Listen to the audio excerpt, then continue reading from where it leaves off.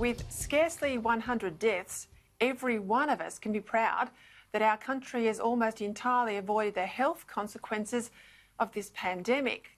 But it all means little if we win the battle on the health front, only to lose the war on the economy. And that's the real challenge now, given the paradox that Australia, with just over 100 deaths, could face an economic calamity not much different than that in the United States, where the death toll there exceeds 100,000.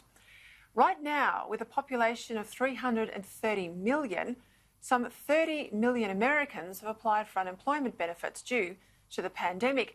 But with less than 1/10 of their population, we've got more than 5 million workers currently supported by the taxpayer.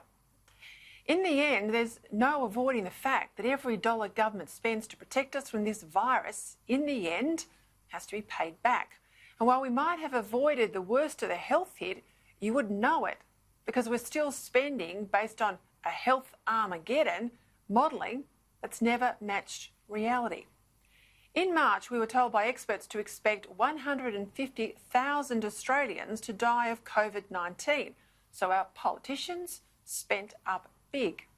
Now that this sort of prediction has proven to no longer be the case, it's high time, isn't it? We need to rethink the lockdown and review what we spend and where we spend it. Otherwise, having avoided the health emergency, we'll still cop every bit of the self-inflicted economic hurt. Already the official estimate for our unemployment is to go past 10%, with 10% hit on GDP as well.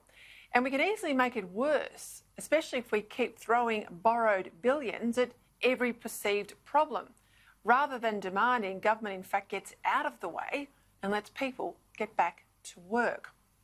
And it's not like all of this spending anyway has been well thought through or properly targeted.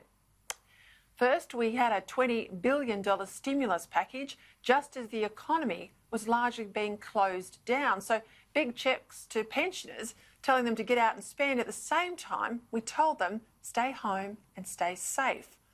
Then we had the doubling of the dole, leading to queues outside Centrelink offices that ran for kilometres. Then JobKeeper, the taxpayer payment that shortchanged the worker with kids and a mortgage while being a cash cow for others, with 2/3 of casuals on the scheme earning more courtesy of the taxpayer than they did pre-crisis. Of course, also along the way, we had free childcare, still do, and an extra $30 billion for public hospitals. Today, there's almost $2 billion more in federal government support for the Western Sydney Airport rail link. And if that wasn't enough, there's also headlines talking up the idea of an extra $4 billion to subsidise home renovations.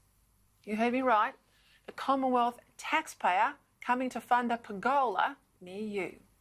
Having lived the horror of Kevin Rudd's cash splash on pink bats, a federal government, a coalition federal government, funding home renovations, well, it all makes me very, very uneasy. You've got to wonder, don't you, whether it's panic now or being punch drunk on spending that's making these decisions. As recently as March, the expectation was for 10 years of federal budget surpluses, leaving no net federal debt by 2030. Now, a new report out today from PwC says we can expect 2 decades of deficits, with net federal debt not falling to zero for another 35 years yet.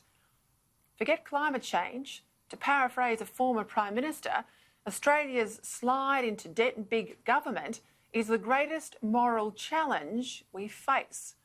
Because there's nothing more immoral than a country where the majority of taxpayers are supported by the minority, where we no longer reward effort, and where young people grow up thinking it's okay to get something for nothing.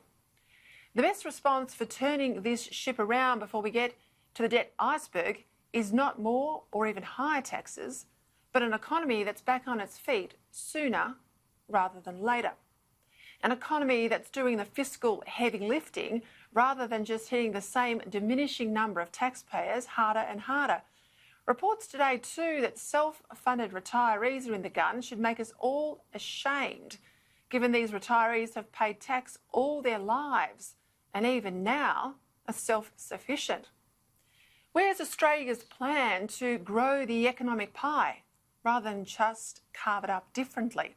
Where's the help for manufacturing with cheaper and more reliable energy? Where's the help for agriculture with water that's available in dams like we used to routinely build in this country?